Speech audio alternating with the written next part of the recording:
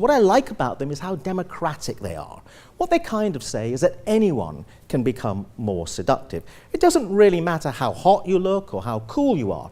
I find that most people seem to have rather low self-esteem when it comes to seduction. They kind of think, I can't be really seductive. What's really amazing about the social psychology of seduction is what it says is anyone can become more seductive, and indeed some of these tips are so powerful you can leap ahead of even the hottest person that you know or the coolest member of your social group and become more seductive than them.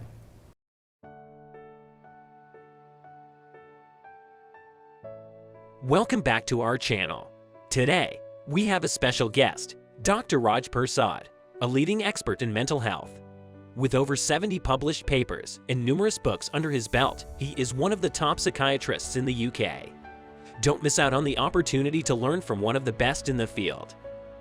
Now, there are many objections to this experiment. People always say, yes, I can see that's seductive, but you're playing a game. Why can't we just be ourselves? Well, you can just be yourself if you want, but be aware of something, which is that there are many people out there that are playing the game of life, and they're playing it rather hard. And as a result, they're terrifically successful. They're really good in job interviews, and they're very good as politicians at getting elected. So if you're not going to play the game of life, that's fine, but be aware that you might run into trouble if everyone else is playing the game of life. One day, Dr. Raj was seeing a patient, and she told him, "Doctor, I don't think I need antidepressants. What I really need is a boyfriend." And she wasn't joking. Maybe the boyfriend would be the ultimate solution for her mental health, Doctor ultimately realized. So he began to research using scientific and medical knowledge about what attracts the opposite sex and how to achieve them. After delving into the depths of his medical knowledge and conducting extensive research, the psychiatrist stumbled upon the holy grail of seduction, the ultimate psychology of attraction. You see, people come to me in my clinic and they tell me all about the things they want from life and the world that they're not getting, and they're very frustrated. They may want a date, they may want a Ferrari in the garage, or they may want £1 million in the bank account. They always tell me what they want and what they're not getting. What they don't tell me is what they need to give in order to get what they want.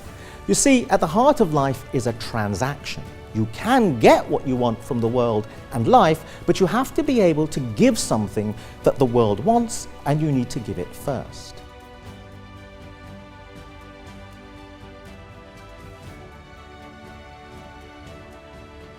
And that is, life is a seduction. We need to seduce the world and the people in it, and seduce life into giving us the things that we want. And in order to seduce successfully, we need to make to the world the right offer. You see, in a general sense, we need to be constantly seducing our friends, our lovers as well, but our work colleagues in a strictly perhaps non-erotic sense of the word, but we need to be seducing them into giving us the things that we want.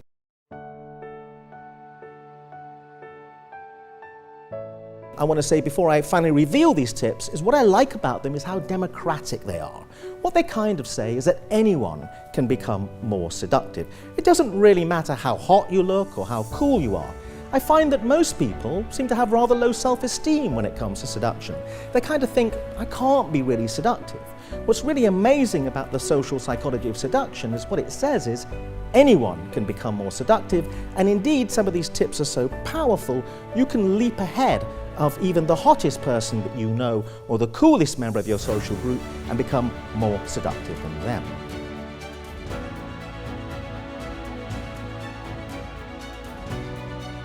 As part of a social psychology experiment, 3 groups of students were each given the task of going on a date and act in a certain way. And then the question was asked to the opposite side. Out of these 3 options, which one would you most want to date?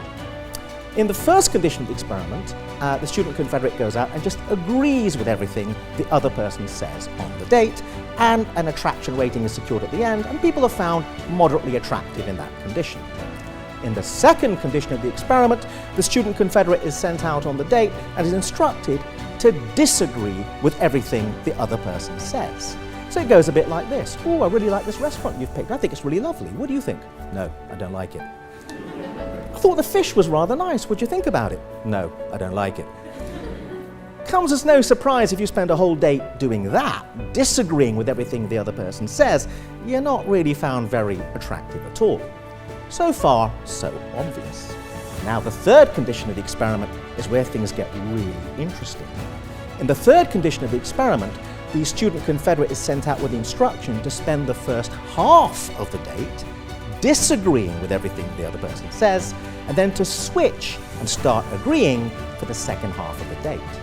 And amazingly enough, you are found most attractive of all in this condition. What their experience of you was that you were rather difficult in the first half of the date, and then you warmed up to them. And they think they had an impact on you. They think they warmed you up. And there's something about having an impact which is very seductive.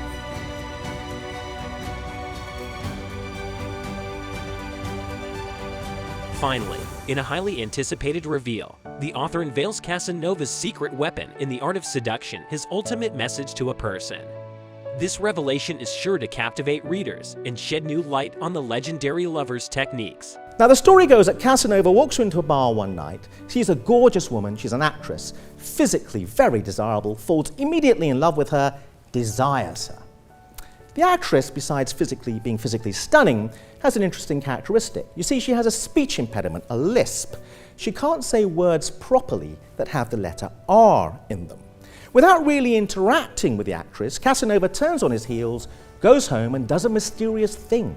He spends the next 3 days and nights writing a play. And this play has a very special feature. It has no words in it with the letter R. 3 days and nights later, he returns to the bar, presents the play to the actress, and the seduction is successful. But here's my pop quiz psychology question for you. You see, what Casanova could have done was he could have said, "Can't help noticing you've got a bit of a speech impediment there. Tell you what, I'll pay for elocution lessons. I'll buy you speech therapy." No one can deny that speech therapy is more pragmatically helpful to the poor actress than a play that has no words in it with the letter R. However, it's the play that's a seductive move. It's the play that's sexy. Why is that? Well, let's look between the lines. What you're really saying when you offer someone speech therapy is, there's something wrong with you, it needs fixing. After it's fixed, then I'll have a relationship with you. That's not a very sexy message. But guess what? It's kind of what we're saying to a lot of people a lot of the time. What does the play with no words with the letter R say? What it says is, don't change a thing. You are perfect as you are. And my job is to help the world recognize the perfection that I see. That's a sexy message. What Casanova has done brilliantly is, and here's the key catchphrase I want you to remember, he's filled the unmet need. The actress has an unmet need for parts that have no words with the letter R. And Casanova diagnoses the unmet need and meets it more completely than it's ever been met before.